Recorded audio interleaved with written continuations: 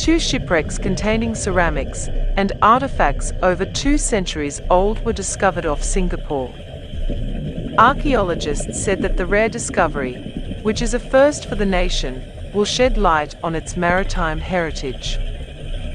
Both wrecks were found in the waters off Pedra Branca, known for its rocky outcrop and shallow waters, which have sunk many ships throughout history. It is reported that one of the wrecks contained Chinese ceramics possibly dating back to the 14th century, when Singapore was known as Temasek. The discovery is further proof that Singapore has long functioned as a key trading hub on global shipping routes between the Indian Ocean and the South China Sea.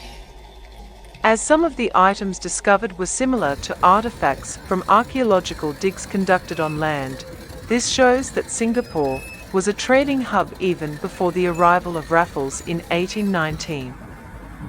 It was found that the plates were made of high-quality Celadon ceramics similar to those excavated during an archaeological dig at Empress Place in 2015.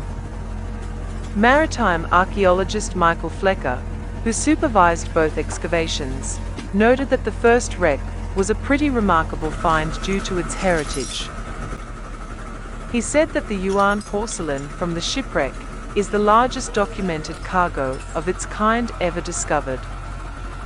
Flecker explained how the shipwrecks were stumbled upon by accident. Really great. It's the first ancient shipwreck ever found in Singapore waters, and through sheer coincidence, it corresponds in time or is contemporary with the Temasek period, the highlight of Singapore's earlier existence in the 14th century. Possibly a bit earlier, and of course it carried on as a port later, but nowhere near as powerful. And so we have that wreck that's exactly the same period. There's ceramics from the wreck and from the terrestrial sites in Singapore, which are virtually identical. And I strongly suspect that the ship intended to trade in Temasek, early Singapore. So it's a great parallel. Now, the ceramics we're getting from Shipwreck 1, there's quite a wide range, but predominantly it's Long Chuan greenware. The most exciting find is the Yuan blue and white. And as far as we know, this is the largest cargo of Yuan blue and white on any shipwreck or documented shipwreck so far discovered. I think we'll have a whole range of new designs in both shape and decoration that we can add to the current knowledge. But we'll also add a lot, I think, just in terms of what type of shipments were coming out. This ship obviously came directly down from China. It was in the northeast monsoon, so she wrecked before she'd had a chance to trade and distribute the wares and change cargoes. So we have a very good idea of exactly what was coming down before that distribution. The commercial guys who were out there working, it was actually an emergency salvage project with a barge, and high cranes had wrecked on the rock, and they actually threatened to fall over onto the lighthouse, which was built in 1852.